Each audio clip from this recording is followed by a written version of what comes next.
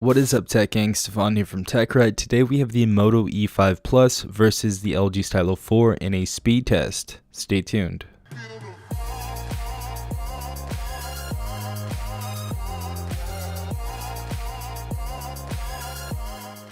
Alright guys, so I pretty much have to explain what I'm doing. First of all, there's a following behind Motorola, and second, there's a following behind LG, and I'm pretty sure people are going to like, Moto just because it's Motorola, because they like Motorola devices, and some other people like LG because they just like LG devices. All in all, I've been using these devices for a while now, and I think that they are pretty similar, honestly.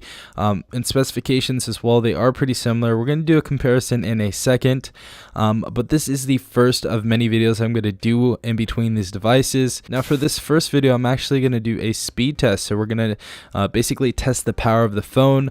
The next video, we're probably going to do speaker, camera, and viewing angles of the screen and different stuff like that. But for this video, it's going to be a strict speed test. Now let's go ahead and compare phone specifications right here. Obviously, both these devices are 4G LTE enabled, and both actually have Oreo, but the cool thing about the LG Stylo 4 is we have the latest version of Oreo, so we have 8.1 on the LG Stylo 4, and we actually only have 8.0 on the Moto E5 Plus. Now, the LG Stylo 4 is going to have a bigger screen at 6.2 inches, and it is going to have a better screen. I did look at both of the screens, and they are pretty similar, but I have to say the LG Stylo 4 does have a better screen because it does have that full vision display, and it's a little bit bigger, and it's a full HD display. It's not just HD. Next, obviously, 12 megapixel camera on the Moto E5 Plus and 13 megapixel PDAF rear camera with EQ lens. So for the LG Stylo 4, we do have a PDAF rear facing camera, and the Moto E5 Plus, we do have a laser autofocus camera. Now we are going to do a comparison between those in the future, so definitely stay tuned for that. Now for the front facing camera, we have 8 megapixels for the Moto E5, and we have a selfie flash, and for our LG Stylo 4, we have a 5 megapixel wide angle front facing camera. Next, for internal storage, they both have 32 gigabytes of internal storage, and for the Moto E5 Plus, it has an extra gigabyte of RAM, so we are getting 1 more gigabyte of RAM than the LG Stylo 4, seeing that we have 2 gigabytes of RAM on the Stylo 4. For a processor on the Moto E5 Plus, we have a 1.4 gigahertz octa-core processor, and for our LG Stylo 4, we have a 1.8 gigahertz octa-core processor, and for a Moto E5 Plus, we have the 435 Snapdragon processor, and for our LG Stylo 4, we have the Snapdragon 450. Now that we got the specifications out of the way, I just have to say that both of these devices have their own, little things, little unique things about themselves that make them good. So definitely keep that in mind. Let's not be biased right here towards both these devices. Let's definitely keep an open mind. Alright guys, so first and foremost, we have a little speed test set up. Now, the first part of the speed test, we're actually going to go ahead and open these applications at the same time, and we're going to see which one opens first. And for the second test, we're actually going to time how fast it takes each of the phones to go through all of these applications, and we're going to time it on each of the devices. After everything is said and done, we're going to go ahead and do an Antutu benchmark and wrap it up. Alright guys, so everything is now cleared, and we're going to go ahead and open this up in 3, 2, 1, go. Ooh, Moto E5 Plus actually won right there. Next, we have settings in 3, 2, 1, go. Moto E5 Plus got it right there. Next, we have camera in 3, 2, 1, go. Looks like the LG Stylo 4 actually got it in that one. Next, we have the calculator in 3, 2, 1, go. Stylo 4. Next, we have the clock in 3, 2, 1, go.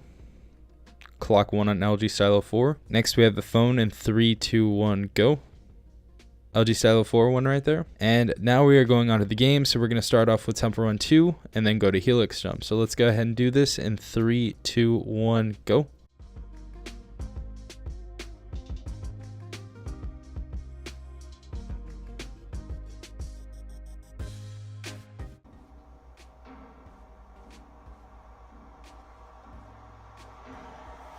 Alright guys, so it looks like the Moto E5 Plus lost right there, so LG Stylo 4 took the win for that. Alright guys, so next we have Helix Jump in 3, 2, 1, go.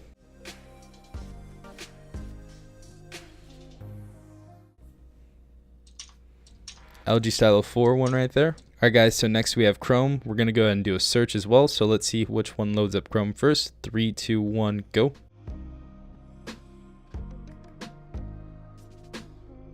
Ooh, they actually loaded up at the same time fully. So loaded up at the same time. Next, we're going to do a site. So let's go ahead and do Microsoft. Okay, so we have these in both of the browsers.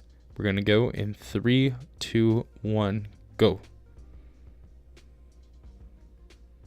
Ooh, that was the same, I think. That was pretty much the same. Next site, let's actually go ahead and go to maybe Motorola. See what happens on Motorola. So Motorola.com. In 3, 2, 1, go.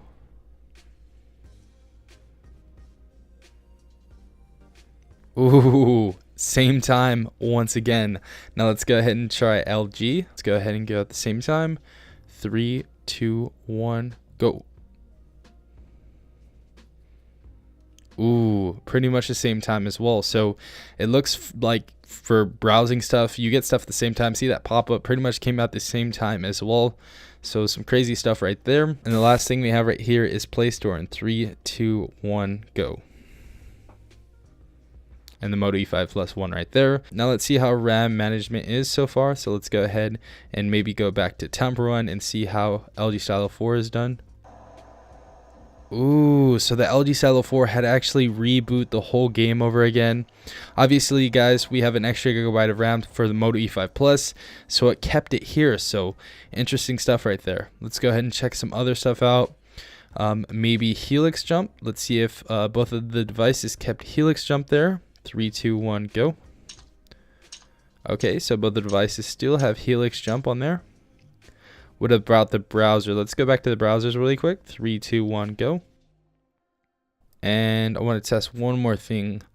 Does it still have the Antutu benchmark open?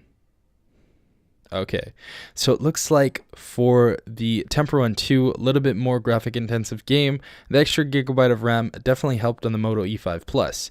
So really interesting stuff there. Now the last and final thing I actually wanted to do was go through the whole thing once more again. So let's go ahead and clear out the Stylo 4. Let's go ahead and clear out the Moto E5 Plus right now. So everything is now clear. Let's go ahead and open the stopwatch right here and start it off. So we're going to go ahead and start off with the LG Stylo 4 and see what type of time it gets. Starting now. Antutu benchmark. Cool. Open. Settings. Cool. Camera. Cool. Calculator. Cool. Clock. Cool. Phone. Cool. Temple Run 2. Let that load up. Once it gets to the boot up screen, we're going to go ahead and go back.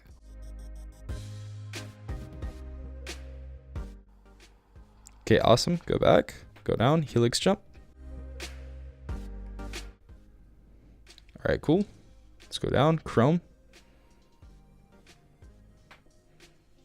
Awesome. Let's go to Play Store. Stop. 57:07 is the time that we got on the LG Stylo 4, as you guys can see right there. So pretty good time that the LG Stylo 4 got. Let's go ahead and try this on the Moto E5 Plus. All right, guys, so we have the stopwatch all set up. Let's go ahead and go through this little course. 3, 2, 1, go. Awesome. Boot up. Settings. Boot up. Camera. Boot it up. Calculator. Boot it up. Clock. Boot it up. Phone. Boot it up. Temple Run 2.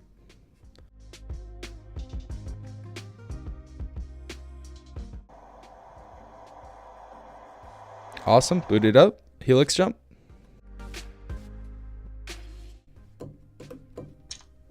Awesome. Boot it up. Chrome.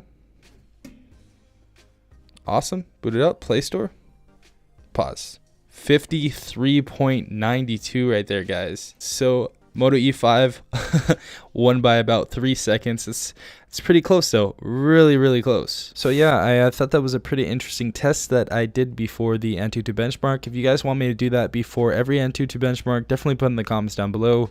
I thought it was a more accurate type of speed test. As you guys saw, the Temple Run 2 window was open on the Moto E5 Plus, opposed to the 2 gigabytes of RAM on the Stylo 4. So 3 gigabytes of RAM is alive and well in that Moto E5 Plus right there, and it looks looks like it got a better speed time because of that. So good stuff from Moto. Let's go ahead and see how the Antutu benchmark looks. Now, I'm not sure who's going to win. I'm putting my money on the LG Stylo 4 more because it has a better processor. And now this 450 Snapdragon processor doesn't accommodate for the battery, so that's one thing you have to put in place. We have the 435 for Moto E5 Plus, and that is going to definitely accommodate for the battery. We also have 0.4 more gigahertz on the LG Stylo 4 than the Moto E5 Plus, but we still have a gigabyte of RAM more than the Stylo 4. But I think my money is on the Stylo 4 still, to be quite honest, guys. But let's go ahead and start this test. 3, 2, 1, go.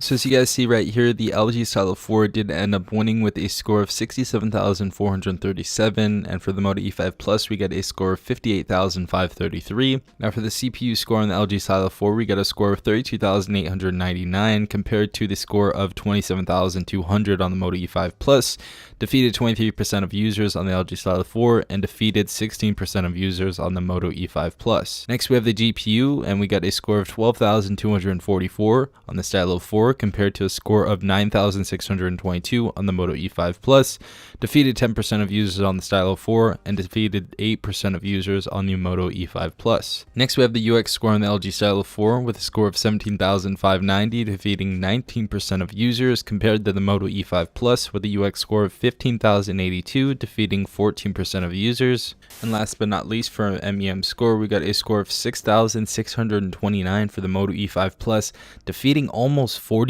of users, compared to the Stylo 4, which got a score of 4,704, defeating 24% of users.